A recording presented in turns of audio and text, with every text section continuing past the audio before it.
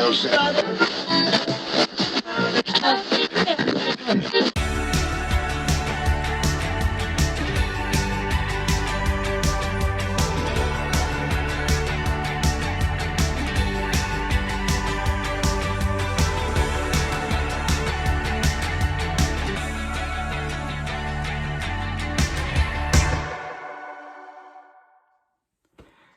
welcome to Jason the Old Millennial. My name is Jason. Speaking to you here in my basement in the great state of Kansas. Today's video I'm going to do a what I've been watching lately. I haven't done one in a little while, so cover some movies I've watched in the last month or two that I'm going to review here. And yeah, so stay tuned to see. I got some pretty bad ones, some I wouldn't say, there's some good stuff here too as well. Some newer stuff, some older stuff, so hopefully you'd like to hear my thoughts on some of this stuff, and I'll give good reviews here. So stay tuned here on Jason, the Old Millennial.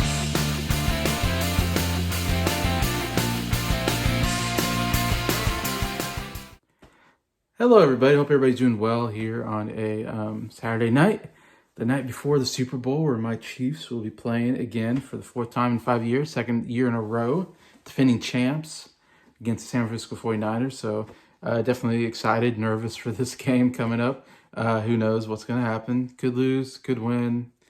I guarantee it's going to be a close game, though. But besides that, yeah, we're talking about movies I've been watching recently, kind of give a little of my thoughts on them. First one, in fact, I saw a movie today, this morning, afternoon, on Mike's Did You See That channel. Him and there's a bunch of us on there, including Ryan from Raves O's Fan, Norn from Norn Red 89, Rashad from Rashad G, Sen from Sen's Corner was on there as well. A guy named Patrick was on there for a little bit. Hope I'm not forgetting anybody. But yeah, we all watched this movie called Spaghettiman, which you're like, Spaghettiman? Like, what is Spaghettiman? Well, it's not really something none of you probably watch and should watch. It's just it's a bad movie that Mike made us watch. Yeah, Spaghettiman. So it's kind of a play on Spider-Man, basically. The guy gets powers where he shoots spaghetti out of his hands and other areas of his body, in fact. But mostly he shoots spaghetti, yeah, strands of spaghetti out of his hands. And that's how he fights crime.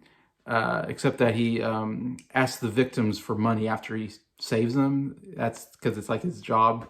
When he gets the powers, he figures like, this is how I'm going to pay the rent. I'm going to rescue people and then ask them for money. That's kind of the premise of the whole movie.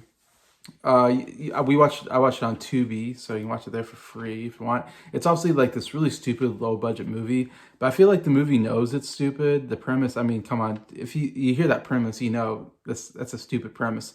It is, and that's the purpose of the movie. I think it's supposed to be a comedy. It's supposed to be funny on purpose. You know, I guess you call it an action comedy. There's some action in there as well. Anyway, so yeah, so you get what you expect out of the movie. It's not going to disappoint you in any way. It's not going to be, in fact, I mean, it's not nearly the worst movie I've seen, you know. It's a step, not great, not good. It's definitely a step above some of the worst stuff I've seen. So, again, I wouldn't say it's worth watching. It's definitely got pacing issues. It gets boring at times. Script issues, I would say. The only good thing I say is like the acting is actually quite good as far as a low budget movie goes. Like you see low budget movies, the acting is just atrocious and overacting and all this. The lead character actually does a really good job. The actor, I don't know who he is, of course, he's a nobody actor that I know of, but he did, I thought, a real good job. He was actually pretty funny in the role. And yeah, I thought, and some of the side characters I thought did actually a pretty good job. So this is definitely a step above like your normal, like, really B-level low action movies. Yeah, so I'll give it credit there. It was much better than I expected it to be. I still give it a 1 star, just because it does get boring. There's not enough characters to move the plot forward, and it just doesn't make any sense how a guy can shoot strands of spaghetti out of his hand, which doesn't make sense anyways. And the way he got his powers didn't explain that well either. But the way that he shoots spaghetti at people and knocks them out, it's like, yeah, strand of spaghetti's not going to knock you out. And then he gets these powers. All of a sudden, he does things that he didn't do before. So it wasn't very well, I think, scripted anyways, and yeah, all that. There are some funny scenes though. I did generally laugh, so I was kind of surprised at how kind of funny some of the moments were. But still, yeah, Spaghetti Man, definitely you can pass on that. But did have a lot of fun hanging out with Mike and the gang. Another movie that's really really horrible that I watched was a request by Mike from Did You See That? Actually, I did this 12 movie challenge on I don't know if that's on Facebook. I think I put on Facebook this 12 movie challenge uh, where I get 12 requests basically, and I'll review those movies. So I kind of it was open aired. Anybody could request a movie.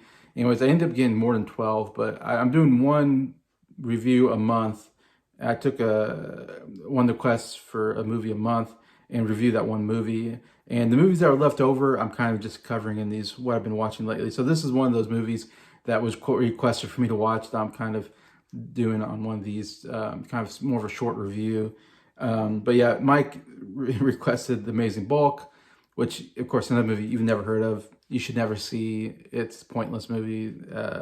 And I'm only reviewing it because Mike requested it, or I didn't see it. I only saw it because Mike requested it.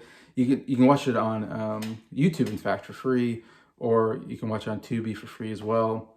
And The Amazing Bulk, as you can tell from the title, is kind of supposed to be a play on the the Incredible Hulk.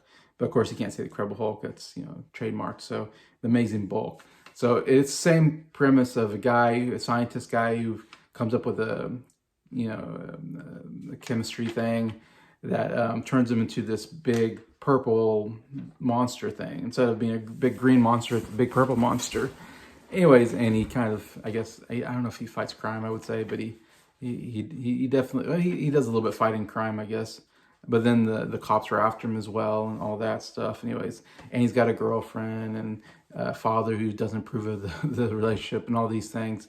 And then there's whole other side characters that don't make any sense in the movie that were the villains that I was like, what is going on? It's hard to call this even a movie, The Amazing Bulk, because it's more like a very cheap fan-made film. Like the Spaghetti Man looks like Schindler's List compared to Amazing Bulk. I mean, Amazing Bulk is like the low end of movie making. The lowest movie making you could possibly. The only thing lower is me, trying to make a movie in my backyard with my phone or something like that. Would be a lower form of movie, but this the whole movie is green screen, of course, because he didn't have a budget to do anything else. So every scene, everything's fake. Like there might be two people, real people in the scene, or three or four, but the background's all fake, and you can tell it was, and there's all kinds of fake things, like a fake fountain, fake water, fake dog, the little cartoon dog like comes up, and you're like, oh my gosh. And even scenes where they have to they get into this fake car and they have to pretend like the car is moving, or they have to go inside something. They have to walk, but you tell they're just walking on a green screen. They're not actually traveling anywhere. Yeah, so the green screen definitely took you out of every single scene, but it's a stupid movie. It doesn't need to exist. The only thing is it's somewhat badly humorous. It's one of those that's so bad it's kind of funny at scenes like when he does turn into the Incredible Bulk. And in this case, the Incredible Bulk is totally naked.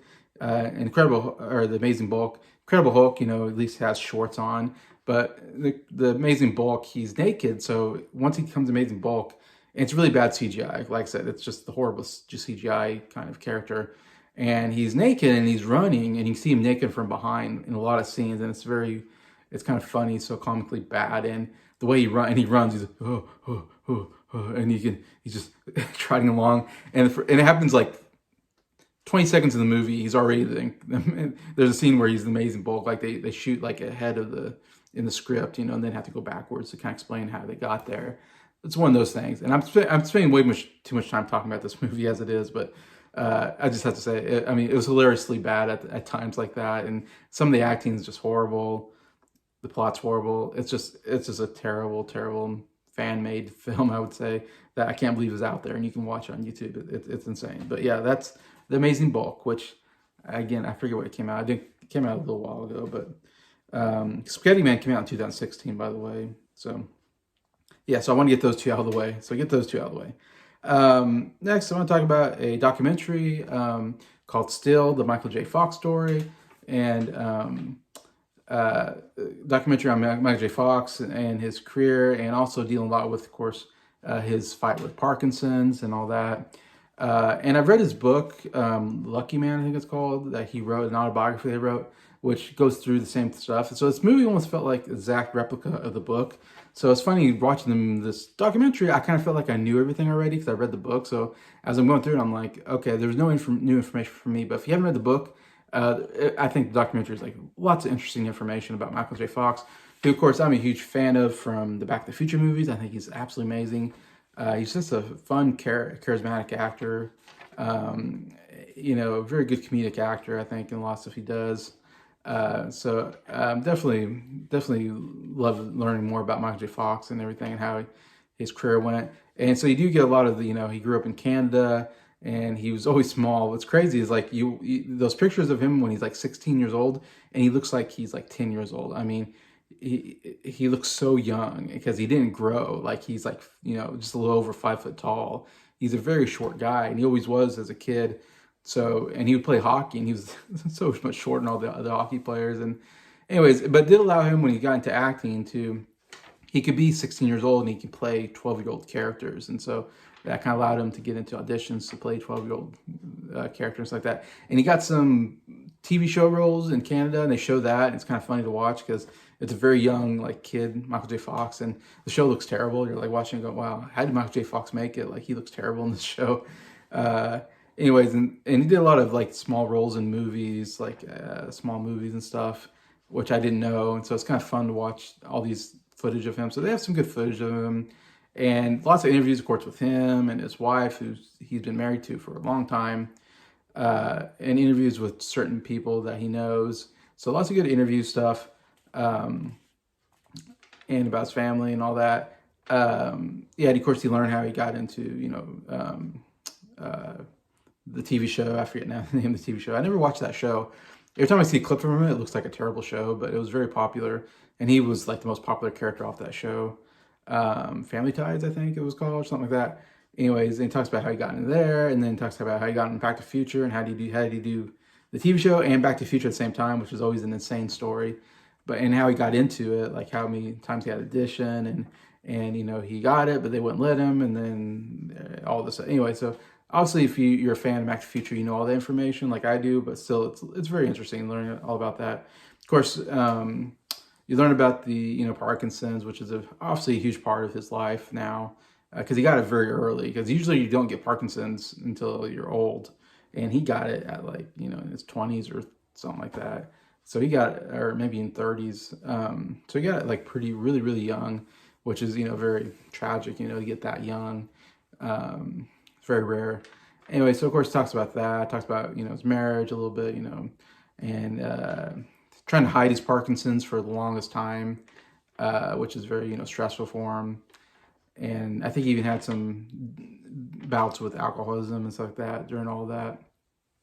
But him coming to terms with the Parkinson's, that's a big deal of it. And you see a lot of footage of him now, of course, him going through rehab, which is very hard to watch. I say the worst part of the movie to me is watching a now, Michael J. Fox, who's, I don't know if he's in the 60s or, he's older and he's got that Parkinson's he's been having for a long time. And watching him just walk is hard because he has a hard time just walking, straight. And they show a lot of scenes with him and like the rehab person who's like, coaching him through, okay, watch, walk and, watch for this and that. And try to slow down. It feels like he keeps saying slow down. That's kind of the interesting thing about the movie. It's called Still.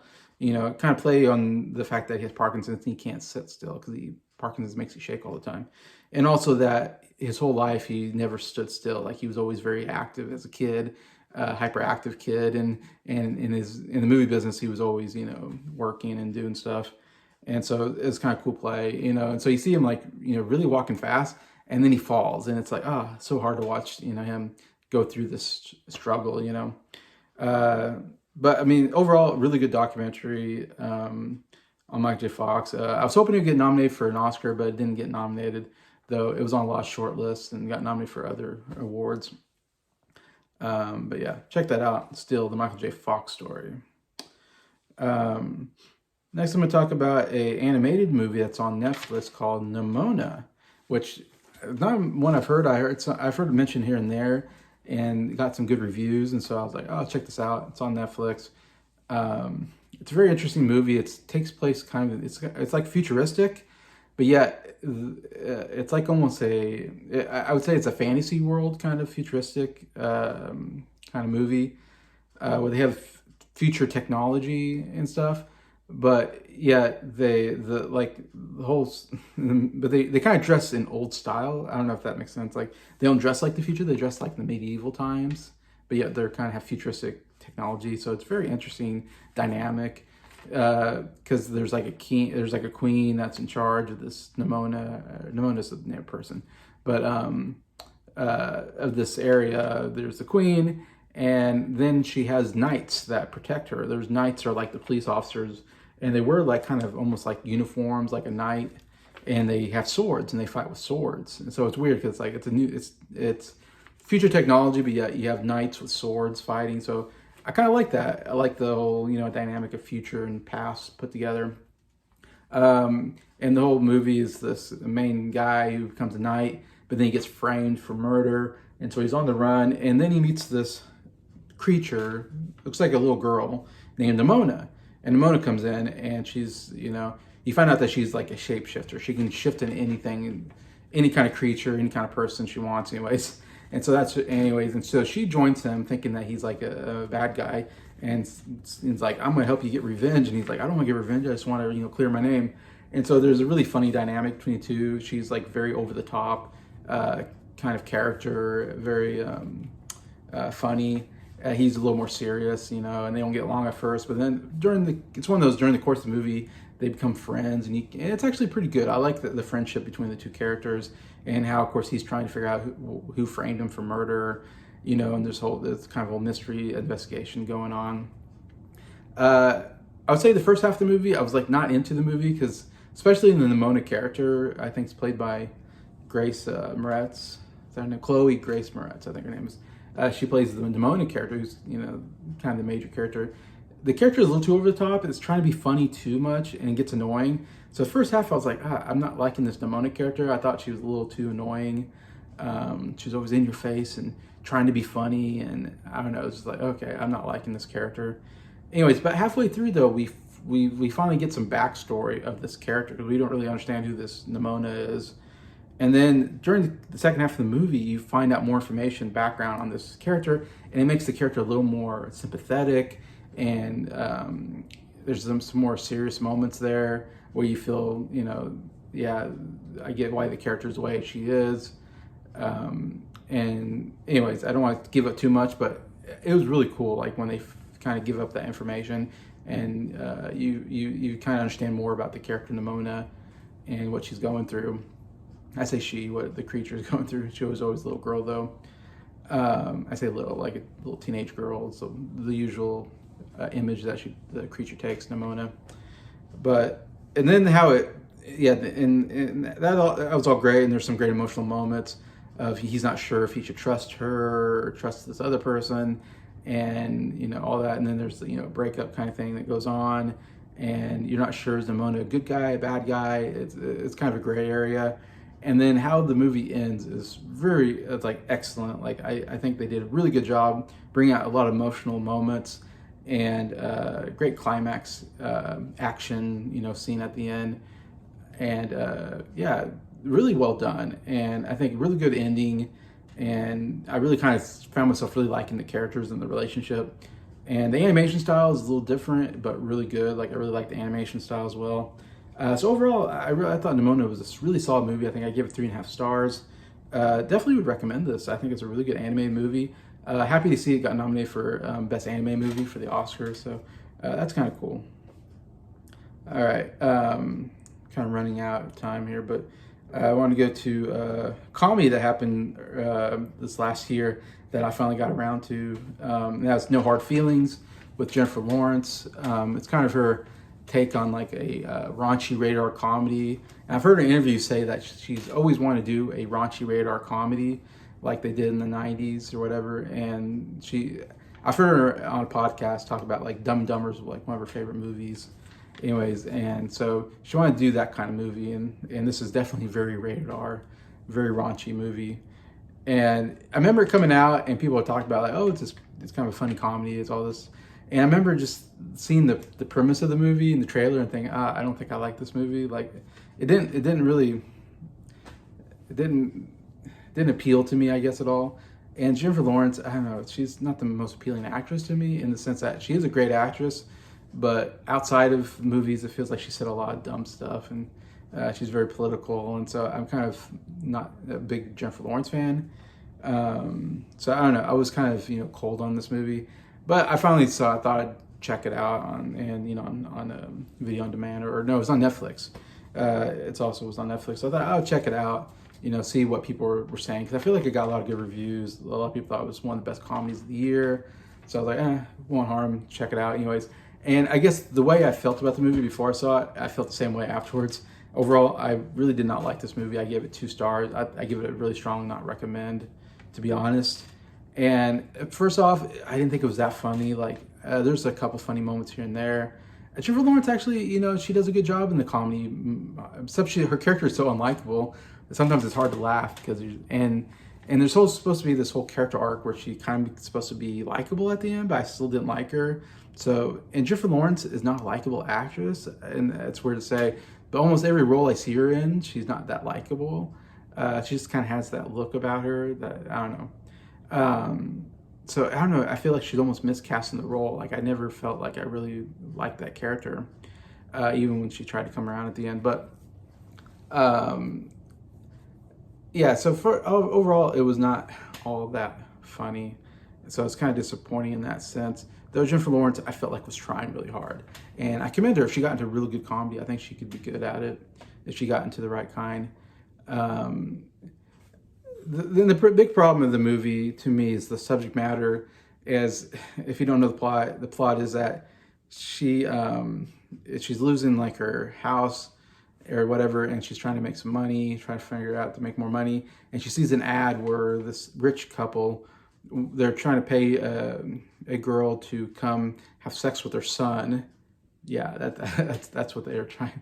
It's crazy and kind of unethical. But they're trying to get someone to pay them to have sex with their son to try to get him out of his shell because he's a bit shy. And they feel like if he just, had some female, to have sex with him, it would bring him out of his shell. So that's a terrible plot, kind of in a way. It's horrible. But so she answers it, and so she gets paid to try to seduce this guy who's just out of high school. He just graduated from high school, I want to say. So he's like maybe 18.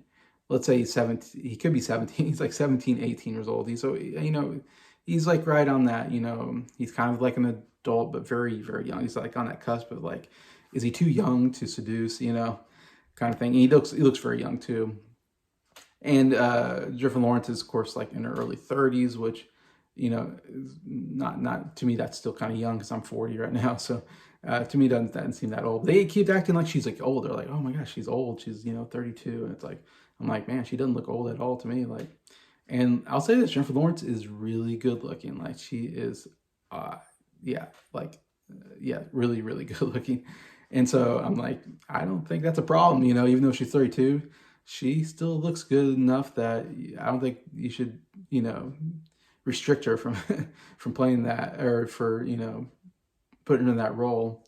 Because the parents wanted somebody in their 20s, and so they're kind of like, oh, you're 32, you're like too old. And I'm thinking, I mean, no, she can still, an 18-year-old, yes, an 18-year-old will still be seduced by Jennifer Lawrence, believe me, pretty easily.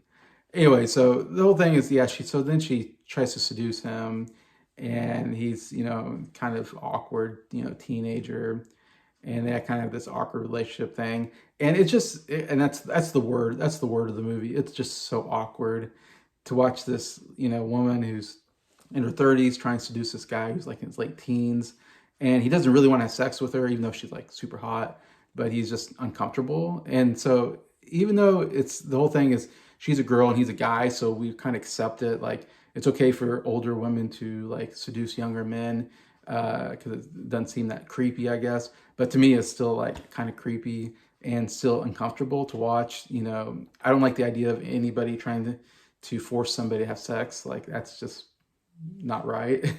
And so I just felt like sorry for the guy the whole time. I'm like, I feel sorry for this kid. Like, this is happening to him. Obviously, I mean, yeah, if Jennifer Lawrence came on to me, it would be great, you know, but this kid, it was not happening. And I didn't like that, you know, I don't like the whole pressuring someone to have sex. It's just not right. And obviously, if they've talked about this before, you know, the roles were reversed, it'd be horrible. You know, if it was an older guy trying to seduce a younger girl, or a teenage girl, then you'd be like, oh my God, that's like Predator, you know, be cancel culture kind of stuff. Anyways, but still, I don't like the whole premise of the movie.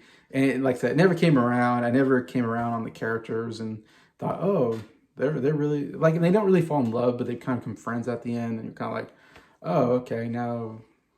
But I don't know, there's just some really awkward scenes. I will say the scene where she comes out of the ocean naked, I was not expecting. Like, that was shocking. Like, I heard that she's naked in the movie, but I'm thinking, because Jennifer Lawrence is a big star, there's no reason for her to be naked, you know. That's a great thing about becoming a big star, you don't have to get naked, you know, in front of the camera. But I thought, okay, she's naked for like maybe 1 second, like there's like this, you know, very 1 second, you know, no, she's naked, full naked for 10 seconds or something like that. And I was like, what? It